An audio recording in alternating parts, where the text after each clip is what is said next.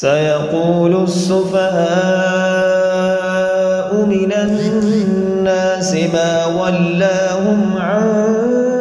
قبلتهم التي كانوا عليها قل لله المشرق والمغرب يهدي من يشاء إلى صراط مستقيم وكذلك جعلناكم أمة وسطا لتكونوا شهداء على الناس ويكون الرسول عليكم شهيدا وما جعلنا القبلة التي كنت عليها إلا لنعلم من يتبع الرسول ممن ينقلب على عقبيه وإن كانت لكبيرة إلا على الذين هدى الله وما كان الله ليضيع إيمانكم إن الله بالناس لرؤوف رحيم قد نرى تقلب وجهك في السماء فلنولينك قبلة ترضاها فول وجهك شطر المسجد الحرام وحيث ما كنتم فولوا وجوهكم شطره وإن الذين أوتوا الكتاب ليعلمون أنه الحق من ربهم وما الله بغافل عما يعملون ولئن أتيت الذين أوتوا الكتاب بكل آية ما تبعوا قبلتك وما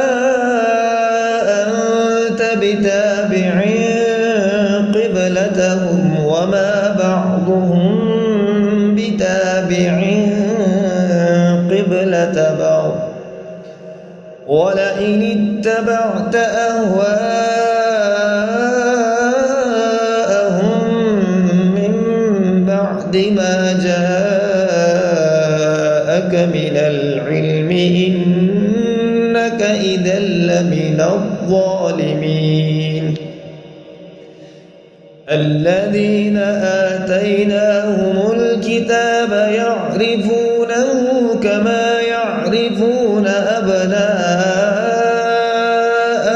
وإن فريقا منهم ليكتمون الحق وهم يعلمون الحق من ربك فلا تكونن من الممترين ولكل وجهة هو موليها فاستبقوا الخيرات أينما تكونوا يأتي بكم الله جميعا أينما تكونوا يأتي بكم الله جميعا إن الله على كل شيء قدير ومن حيث خرجت فول وجهك شطر المسجد الحرام وإنه للحق من ربك وما الله بغافل عما تعملون وما الله بغافل عما تعملون ومن حيث خرجت فول وجهك شطر المسجد الحرام وحيث ما كنتم فولوا وجوهكم شطره فولوا وجوهكم شطره لئلا يكون للناس عليكم حجة إلا الذين ظلموا منهم فلا تخشوهم واخشوني ولأتم نعمتي عليكم ولعلكم تهتدون كما أرسلنا فيكم رسولا منكم يتلون عليكم آياتنا ويزكيكم ويعلمكم الكتاب والحكمة ويعلمكم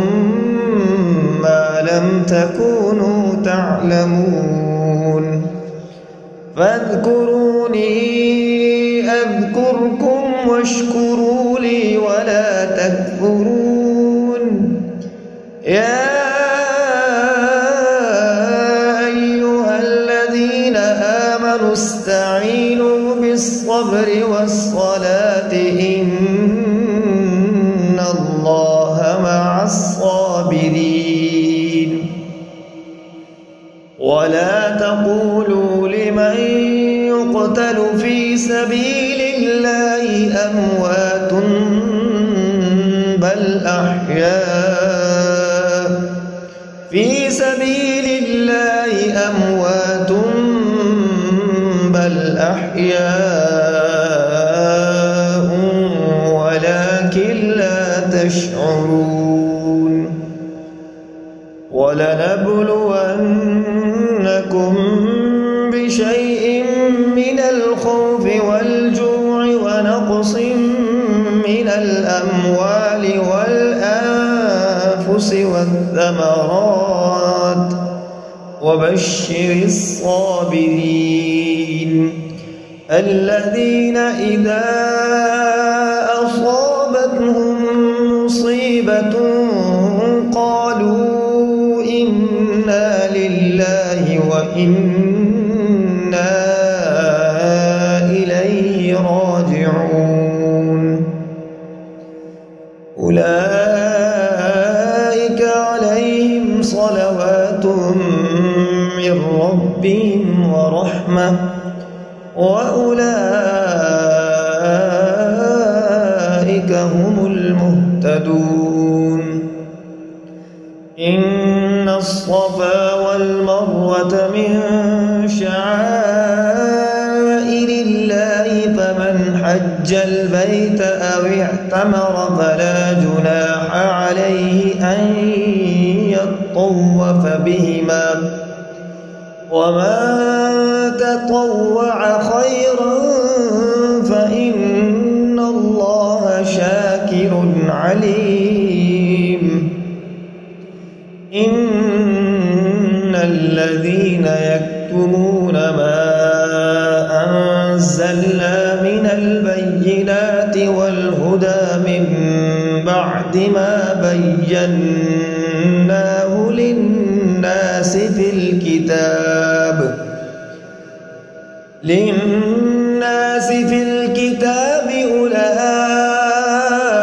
أولئك يلعنهم الله ويلعنهم اللاعنون إلا الذين تابوا وأصلحوا وبينوا فأولئك أتوب عليهم وأنا التواب الرحيم إن الذين كفروا وماتوا وهم كفار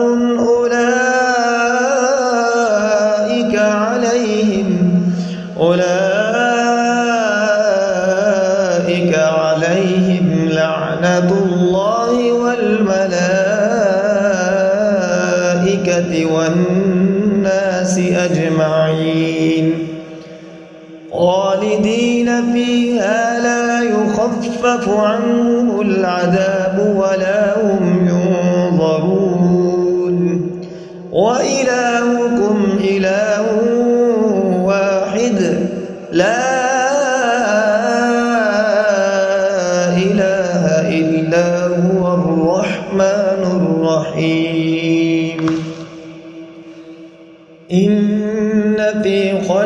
السماوات والأرض واختلاف الليل والنهار والفلك التي تجري في البحر بما ينفع الناس وما أنزل الله من السماء من ماء فأحيا به الأرض بعد موتها وبث فيها من كل دابة وتصريف الرياح والسحاب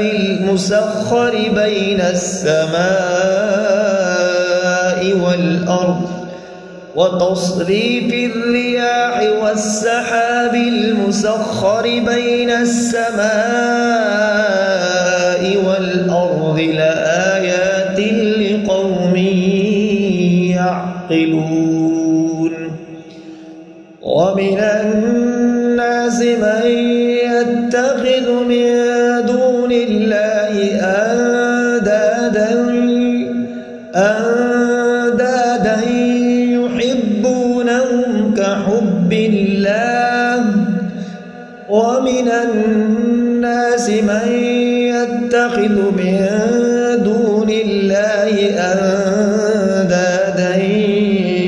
يحبونهم كحب الله والذين آمنوا أشد حبا لله. ولو يرى الذين ظلموا إذ يرون العذاب أن القوة لله جميعا وأن الله شديد العذاب. إذ تبرأ الذين اتبعوا من الذين اتبعوا ورأوا العذاب وتقطعت بهم الأسباب. وقال الذين اتبعوا لو أن لنا كرة فنتبرأ منهم كما تبرأوا منا كذلك يريهم الله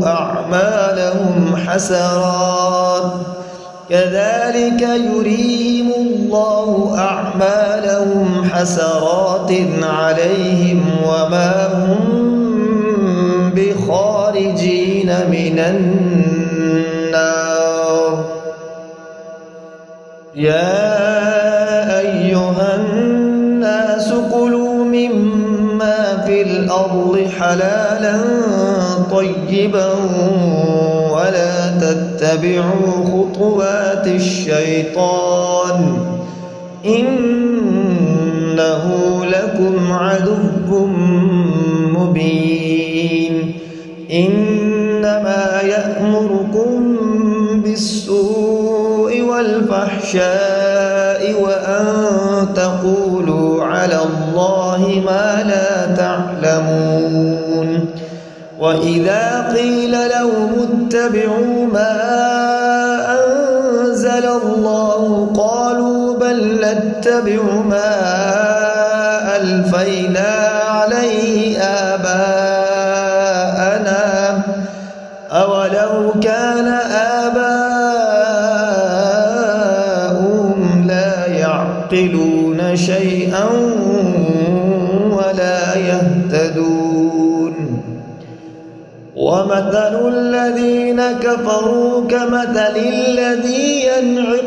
ينعق بما لا يسمع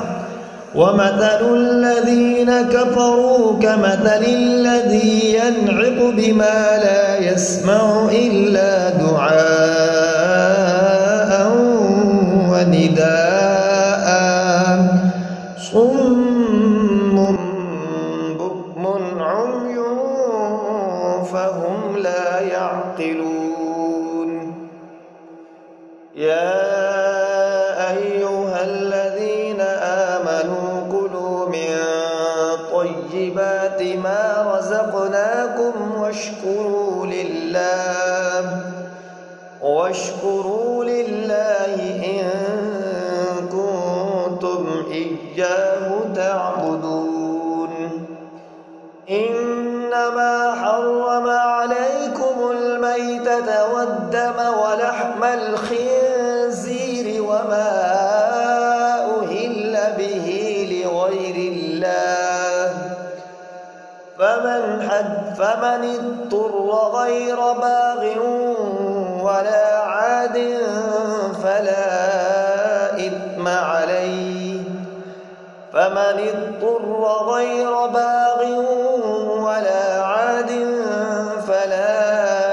إثم عليه إن الله غفور رحيم. إن الذين يكتمون ما أنزل الله من الكتاب ويشترون به ثمنا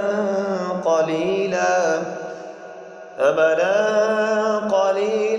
أولئك ما يأكلون في بطونهم إلا النار ولا يكلمهم الله يوم القيامة ولا يزكيهم ولهم عذاب أليم. أولئك الذين اشتروا الضلالة بالهدى والعذاب بالمغفرة فما أصبرهم على النار، ذلك بأن الله نزل الكتاب بالحق وإن الذين اختلفوا في الكتاب لفي شقاق بعيد. ليس البر أن تولوا وجوهكم قبل المشرق والمغرب ولكن البر من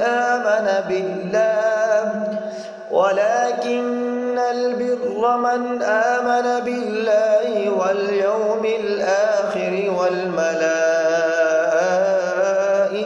والكتاب والنبيين وآتى المال على حبه ذوي القربى واليتامى والمساكين وابن السبيل والسائلين وفي الرقاب وأقام الصلاة وآتى الزكاة والموفون بعهدهم إذا عاهدوا والصابرين في البأساء والضراء وحين البأس أولئك الذين صدقوا وأولئك هم المتقون. يا أيها الذين آمنوا كتب عليكم القصاص في القتلى الحر بالحر والعبد بالعبد والأنثى بالأنثى فمن عفي له من أخيه شيء فاتباع بالمعروف وأداء إليه بإحسان ذلك تخفيف من ربكم ورحمة فمن اعتدى بعد ذلك فله عذاب أليم. ولكم في القصاص حياة يا أولي الألباب لعلكم تتقون. كتب عليكم إذا حضر أحدكم الموت إن ترك خيرا الوصية للوالدين والأقربين بالمعروف حقا على المتقين. فمن بدله بعدما سمعه فإنما إثمه على الذين يبدلونه إن الله سميع عليم. فمن خاف من موص جنفا أو إثما فمن خاف من موص جنفا أو إثما فأصلح بينهم فلا إثم عليه إن الله غفور رحيم. يا أيها الذين آمنوا كتب عليكم الصيام كما كتب على الذين من قبلكم لعلكم تتقون. أياما معدودات فمن كان منكم مريضا أو على سفر فعدة من أيام أخر وعلى الذين يطيقونه فدية طعام مسكين فمن تطوع خيرا فهو خير له وأن تصوموا خير لكم إن كنتم تعلمون. شهر رمضان الذي أنزل فيه القرآن هدى للناس وبينات من الهدى والفرقان فمن شهد منكم الشهر فليصم ومن كان مريضا أو على سفر فعدة من أيام أخر يريد الله بكم اليسر ولا يريد بكم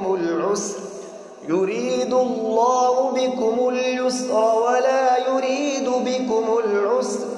ولتكملوا العدة ولتكبروا الله على ما هداكم ولعلكم تشكرون. وإذا سألك عبادي عني فإني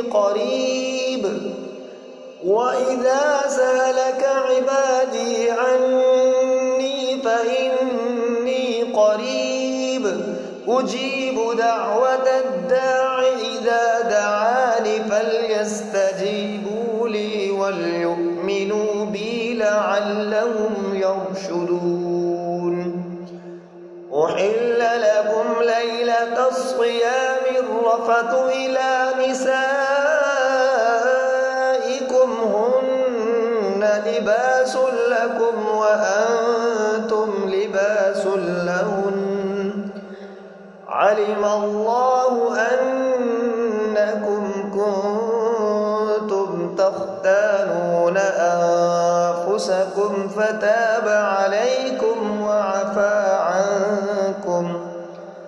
فالآن باشروهن وابتغوا ما كتب الله لكم وكلوا واشربوا حتى يتبين لكم الخيط الأبيض من الخيط الأسود من الفجر ثم أتموا الصيام إلى الليل ولا تباشروهن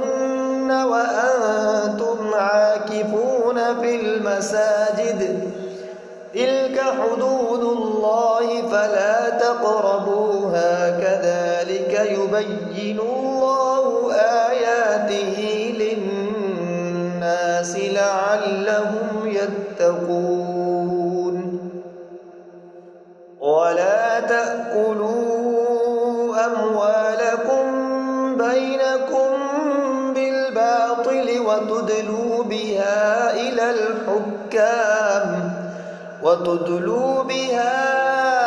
إلى الحكام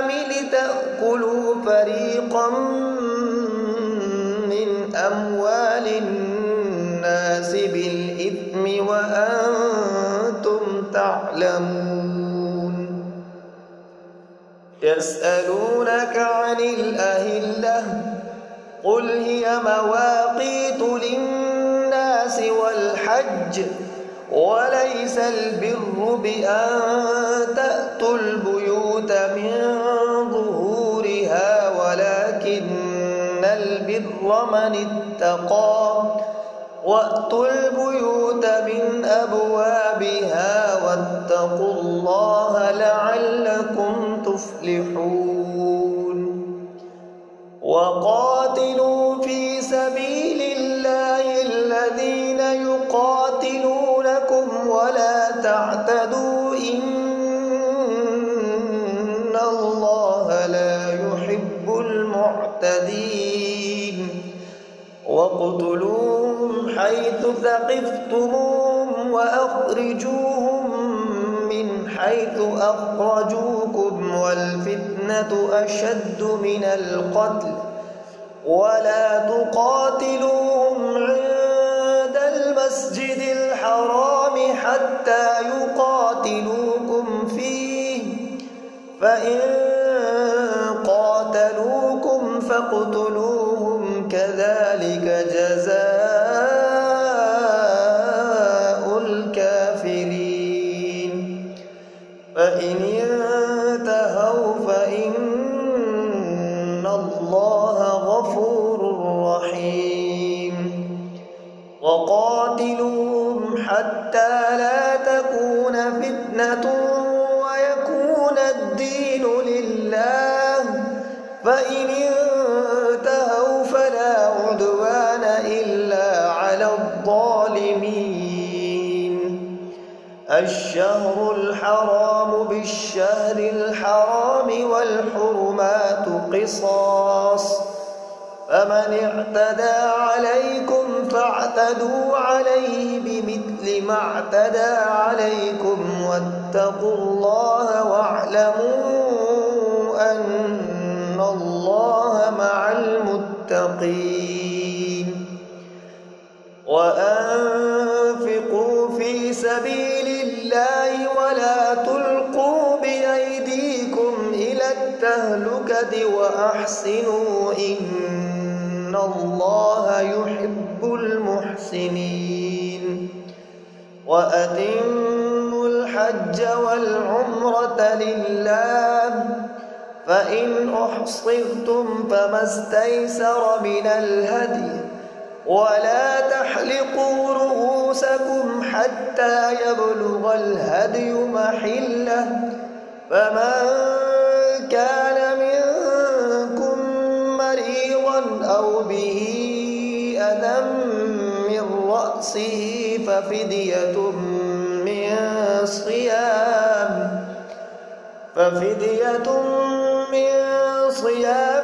أو صدقة أو نسك فإذا أمنتم فمن تمتع بالعمرة إلى الحج فما استيسر من الهدي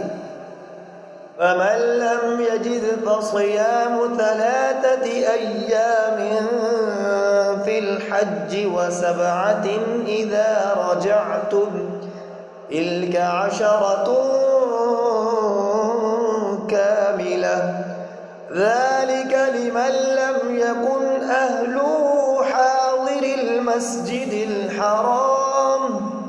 واتقوا الله واعلموا أن الله شديد العقاب الحج أشهر معلومات فمن فرض فيهن الحج فلا رفث ولا فسوق ولا جدال في الحج وما تفعلوا من خير يعلمه الله وتزودوا فإن خير الزاد التقوى واتقون يا أولي الألباب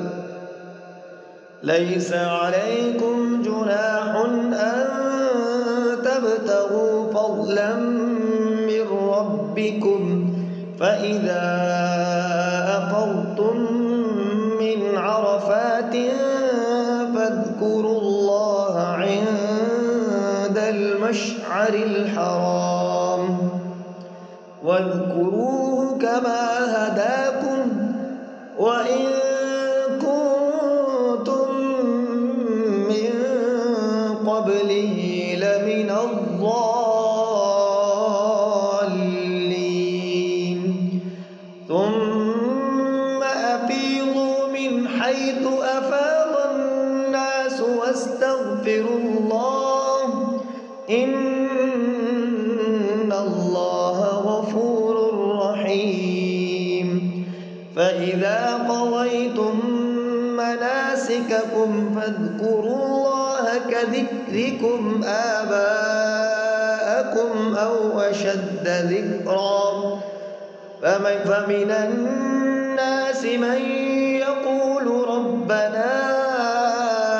آتنا في الدنيا وما له في الآخرة من خلاق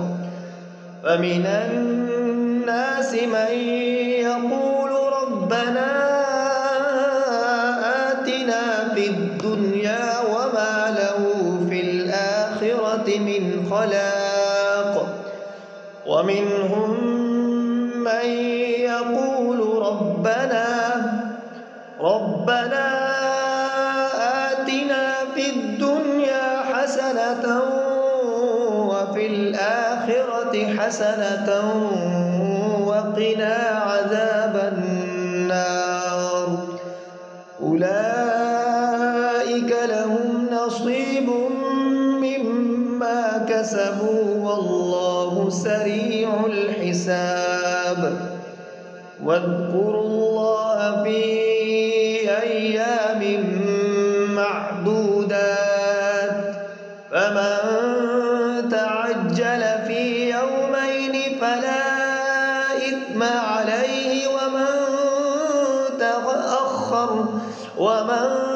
تأخر فلا إثم عليه لمن اتقى واتقوا الله واعلموا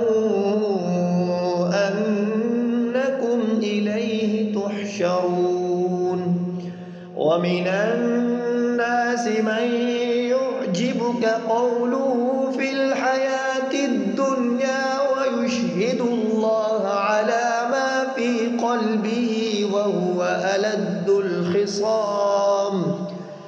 وإذا تولى سعى في الأرض ليفسد فيها ويهلك الحرث والنسل والله لا يحب الفساد وإذا قيل له اتق الله أخذته العزة بالإثم فحسبه جهنم وإذا قيل له اتق الله أخذته العزة بالإثم فحسبه جهنم ولبئس المهاد ومن الناس من يشري نفسه ابتغاء مرضات الله والله رؤوف بالعباد يا أيها الذين آمنوا ادخلوا في السلم كافة ولا تتبعوا خطوات الشيطان إنه لكم عدو مبين فإن زللتم من بعد ما جاءتكم البينات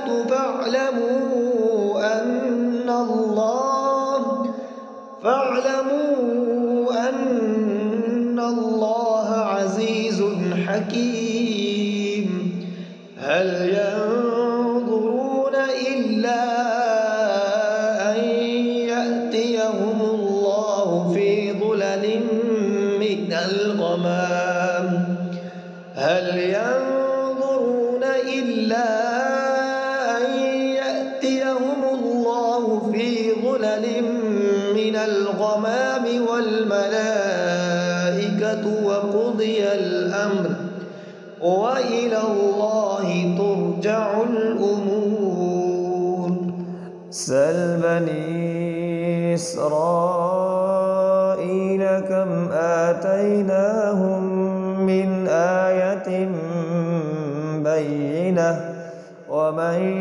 يبدل نعمة الله من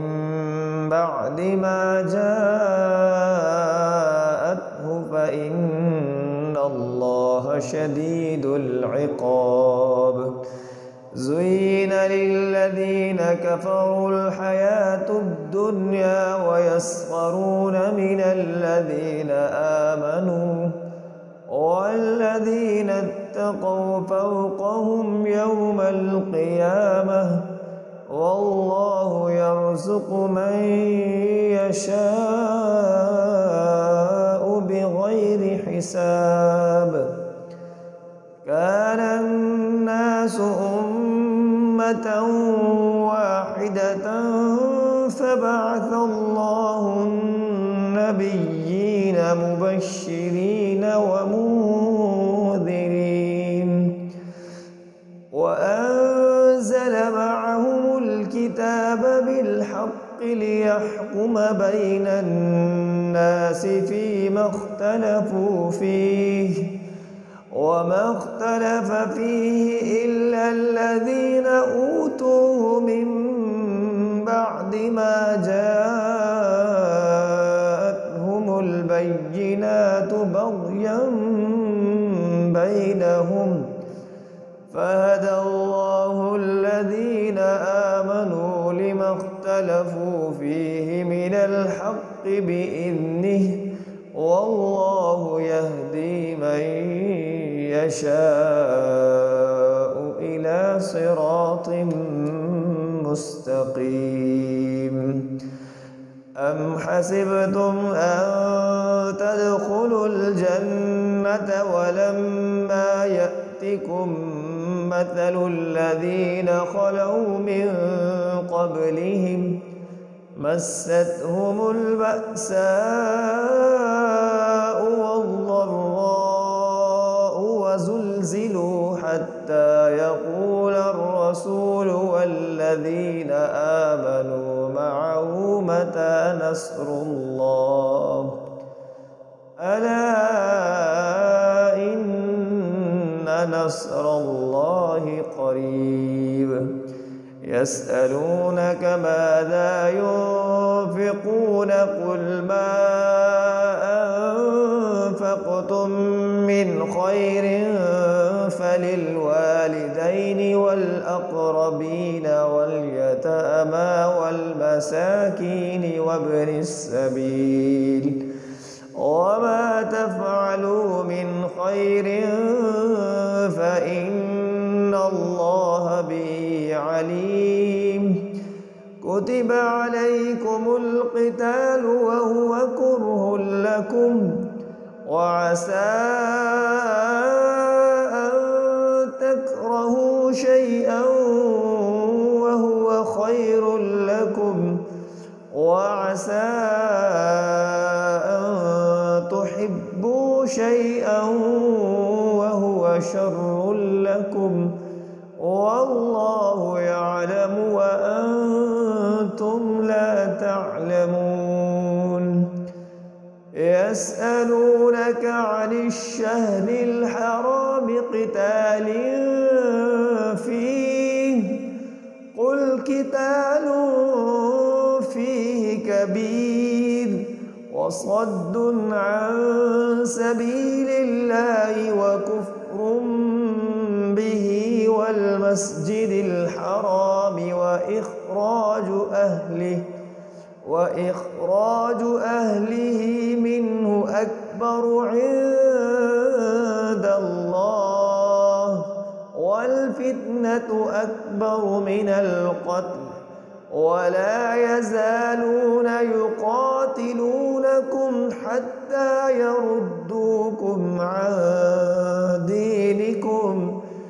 حتى يردوكم عن دينكم إن استطاعوا ومن يرتد منكم عن دينه فيمت وهو كافر فأولئك حبطت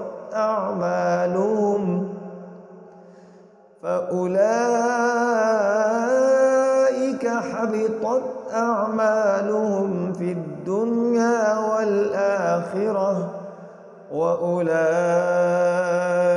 أصحاب النار هم فيها خالدون. إن الذين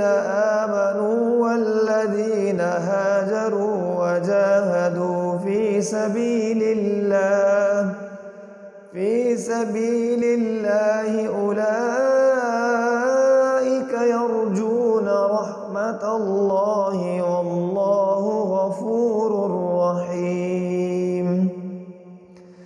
يسألونك عن الخمر والميسر قل فيهما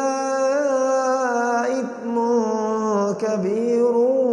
ومنافع للناس وإثمهما أكبر من نفعهما ويسألونك ماذا ينفقون قل العفو كذلك يبين الله لكم الآيات لعلكم تتفكرون في الدنيا والآخرة.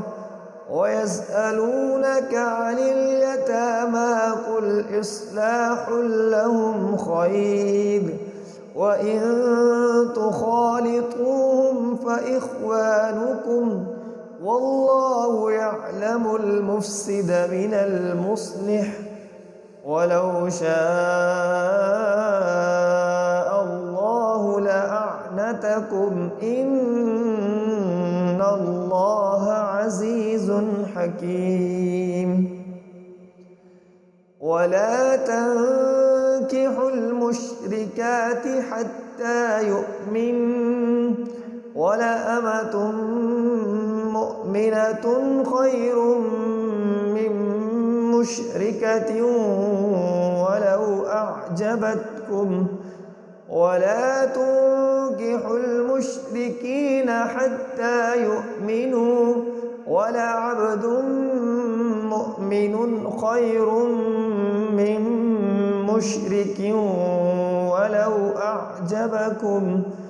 أولئك يدعون إلى النار والله يدعو إلى الجنة والمغفرة بإذنه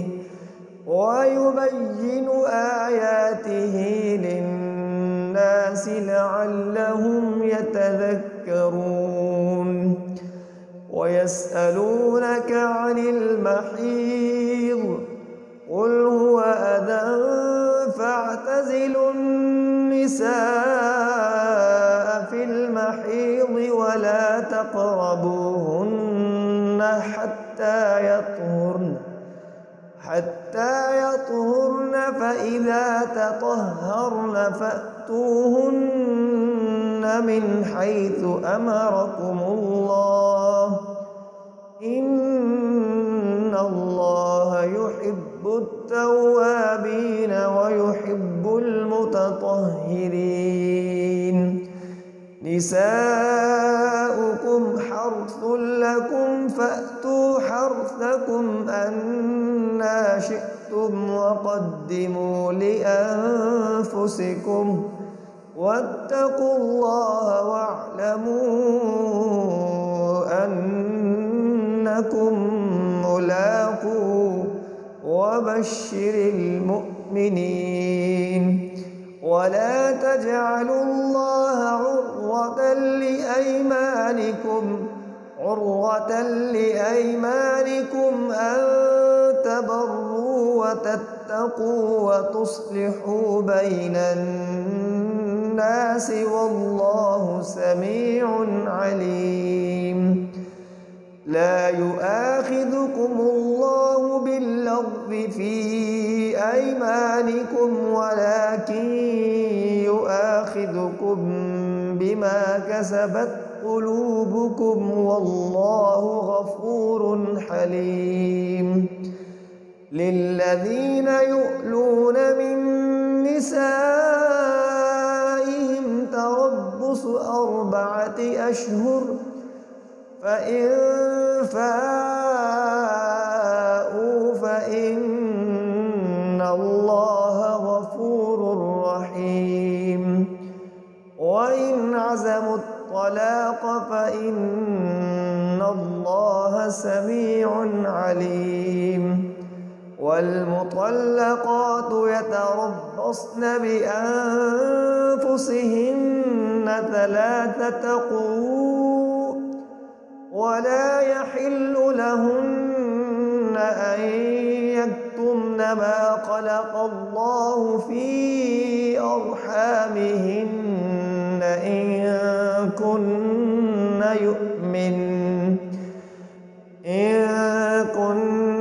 يؤمن بالله واليوم الآخر وبعولتهن أحق بردهن في ذلك إن أرادوا إصلاحا ولهن مثل الذي عليهن بالمعروف وللرجال عليهن درجة والله عزيز حكيم. الطلاق 2 فإمساك بمعروف أو تسريح بإحسان ولا يحل لكم أن تأخذوا مما آتيتموهن شيئا إلا أن يخافا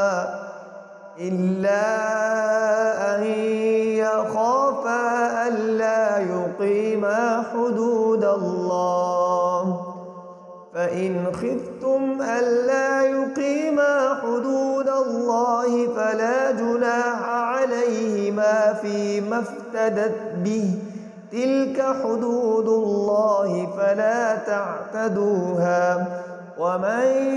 يتعد حدود الله فأولئك هم الظالمون. فإن طلقها فلا تحل له من بعد حتى تنكح زوجا غيره فإن طلقها فلا جناح عليهما أن يتراجعا إن ظنا أن يقيما حدود الله وتلك حدود الله يبينها لقوم يعلمون. وإذا طلقتم النساء فبلغن أجلهن فأمسكوهن بمعروف أو سرحوهن بمعروف ولا تمسكوهن ضرارا لتعتدوا ومن يفعل ذلك فقد ظلم نفسه ولا تتخذوا آيات الله هزوا واذكروا نعمة الله عليكم وما أنزل عليكم من الكتاب والحكمة يعظكم به واتقوا الله واعلموا أن الله بكل شيء عليم. وإذا طلقتم النساء فبلغن أجلهن فلا تعضلوهن أن ينكحن أزواجهن إذا تراضوا بينهم بالمعروف، ذلك يوعظ به من كان منكم يؤمن بالله واليوم الآخر، ذلكم أزكى لكم وأطهر، والله يعلم وأنتم لا تعلمون. والوالدات يرضعن أولادهن حولين كاملين لمن أراد أن يتم الرضاعة، وعلى المولود له رزقهن وكسوتهن بالمعروف، لا تكلف نفس إلا وسعها، لا تضار والدة بولدها ولا مولود له بولده، وعلى الوارث مثل ذلك فإن أرادا فصالا عن تراض منهما وتشاور فلا جناح عليهما. وإن أردتم أن تسترضعوا أولادكم فلا جناح عليكم إذا سلمتم ما آتيتم بالمعروف، واتقوا الله واعلموا أن الله بما تعملون بصير. والذين يتوفون منكم ويذرون أزواجا يتربصن بأنفسهن 4 أشهر وعشرا، فإذا بلغن أجلهن فلا جناح عليكم فيما فعلن في أنفسهن بالمعروف، والله بما تعملون خبير. ولا جناح عليكم فيما عرضتم به من خطبة النساء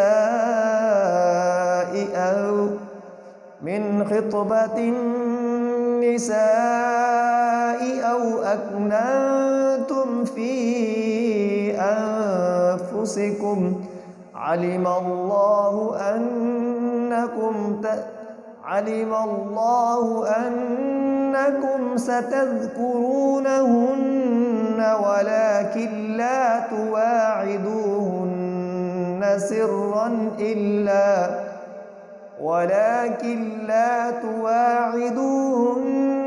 سرا إلا أن تقولوا قولا معروفا، ولا تعزموا عقدة النكاح حتى يبلغ الكتاب أجله، واعلموا أن الله يعلم ما في أنفسكم فاحذروه، واعلموا أن الله غفور حليم. لا جناح عليكم إن طلقتم النساء ما لم تمسوهن أو تفرضوا لهن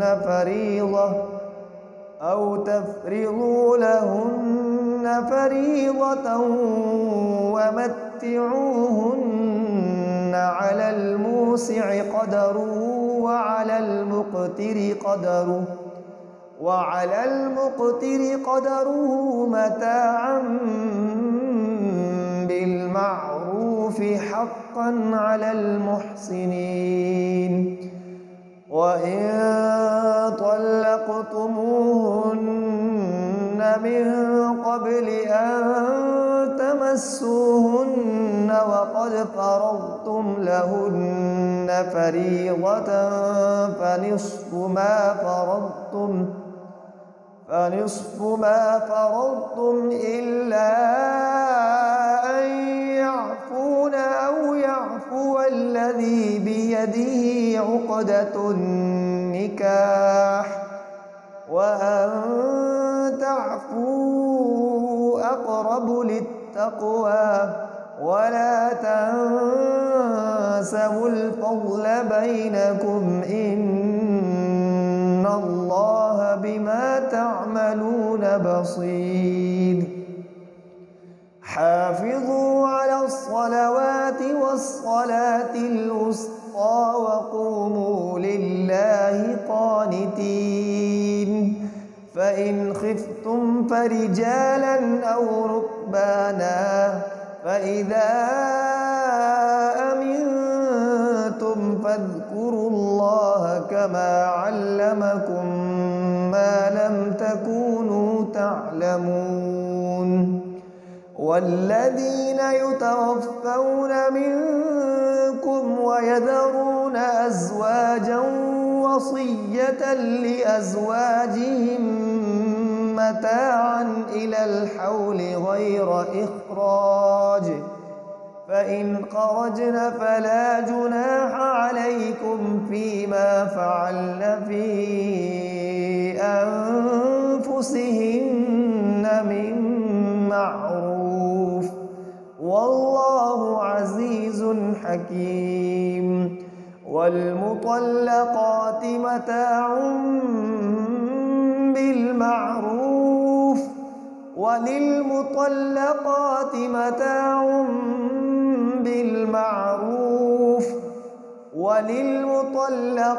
متاع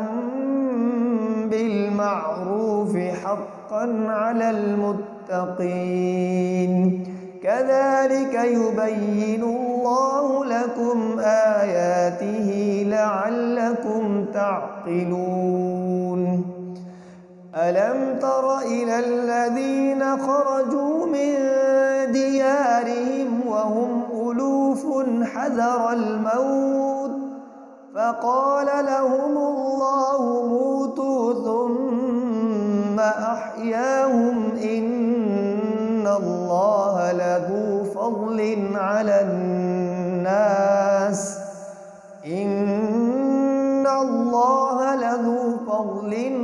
الناس ولكن أكثر الناس لا يشكرون.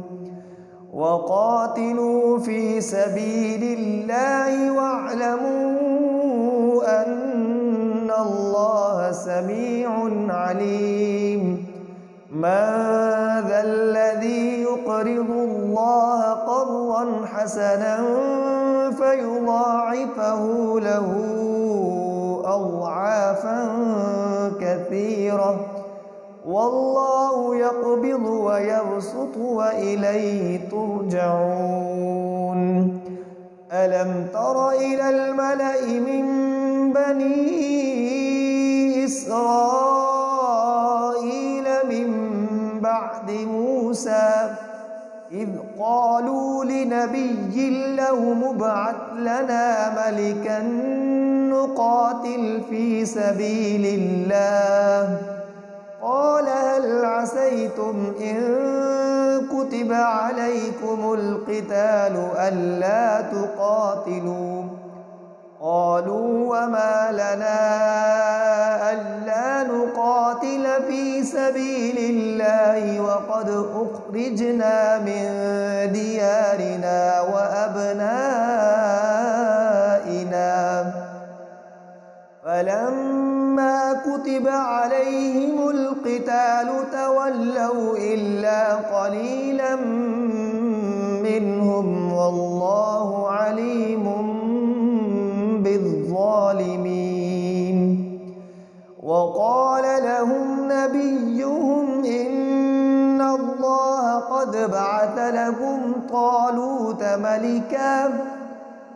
قالوا أنى يكون له الملك علينا ونحن أحق بالملك منه ولم يؤت سعة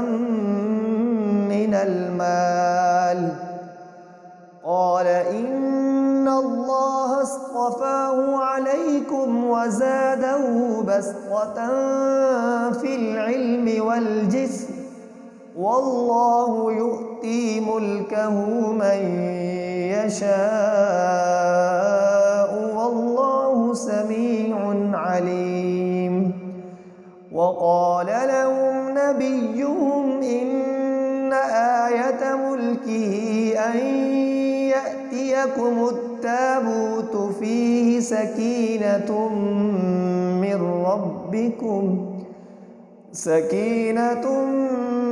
ربكم وبقية مما ترك آل موسى وآل هارون تحمله الملائكة إن في ذلك لآية لكم إن كنتم مؤمنين. فلما فصل طالوت بالجنود قال إن الله مبتليكم بنهر فمن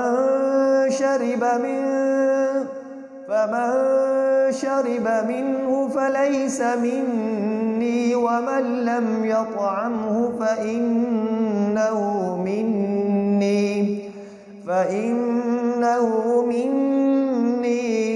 إلا من اغترف غرفة بيده فشربوا منه إلا قليلا منهم. فلما جاوزه هو والذين آمنوا معه قالوا لا طاقة لنا اليوم بجالوت وجنوده. قال الذين يظنون أنهم ملاقو الله كم من فئة قليلة غلبت فئة كثيرة بإذن الله والله مع الصابرين. ولما برزوا لجالوت وجنوده قالوا ربنا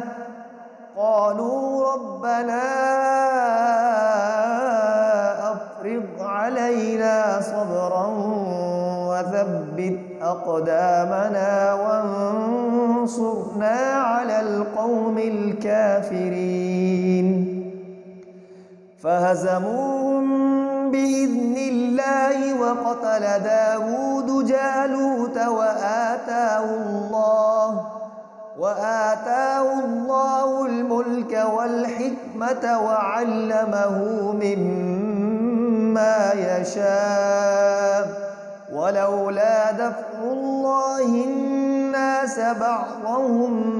ببعض لفسدت الأرض ولكن الله ذو فضل على العالمين. تلك آيات الله نتلوها عليك بالحق وإنك لمن المرسلين.